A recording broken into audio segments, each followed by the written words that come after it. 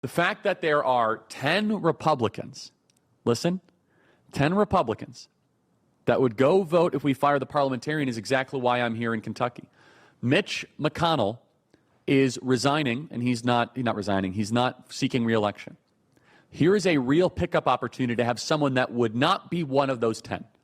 One of my life's missions at Turning Point Action and our advocacy here in the Charlie Kirk Show is make that 10, 9, 8, 7, 6. It doesn't mean we have to agree on everything. It's, are you in the Republican Party to win?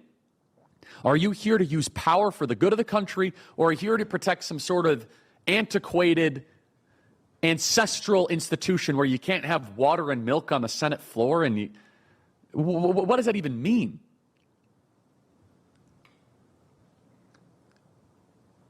Democrats play to win.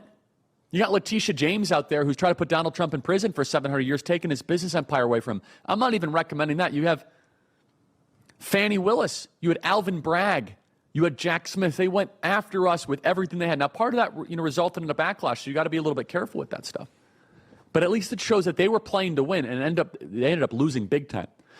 The Republican Senate is at a crossroads right now, where even unelected Senate staffers, I got to just, and I'm going to call Mark Wayne Mullen after this. I'm going to call a couple senators. I say, guys, just slow down a second.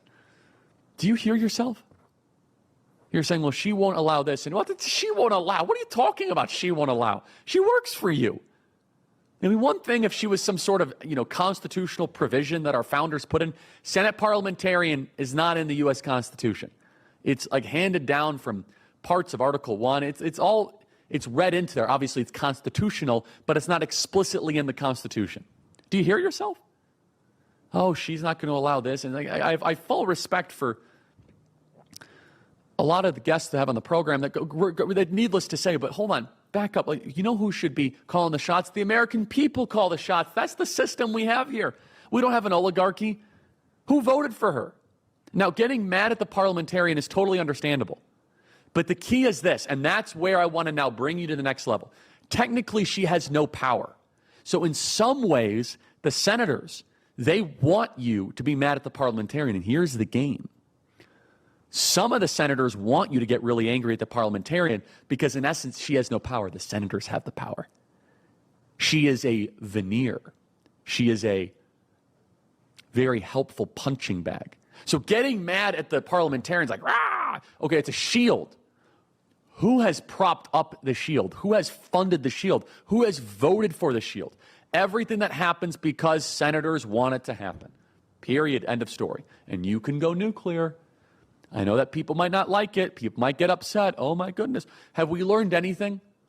All the hysteria from the left is largely unfounded. The world's going to end because of climate change. The world is going to end because Trump is leading us to a war with Iran. All that stuff was nonsense. It was garbage.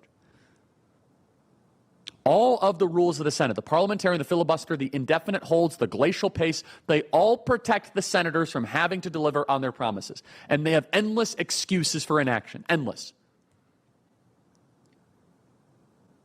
And a lot of these guys are my friends.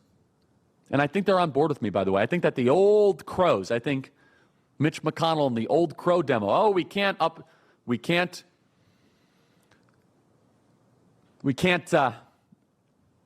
upset the apple cart. I'm sorry, the American people voted for that in November. So it's either we have an oligarchy of a philosopher king ruling class that is entrenched over all of us that calls the shots, or the American people are in charge. Which is it?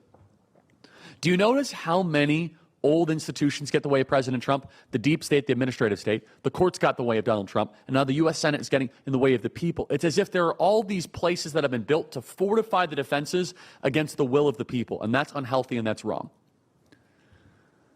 And that's exactly what brought me to Kentucky, to endorse Nate Morris to try to then replace Mitch McConnell. Because if we don't actually start replacing in Republican primaries and act that the divide is not Republican-Democrat, that's part of the divide. The divide is oligarchy versus representative government. It is citizen versus oligarch. And the U.S. Senate should say, you know what, enough. Thank you. We don't work for you, Miss McDonough. We're changing the rules. We're going to make sure illegals don't get public benefits.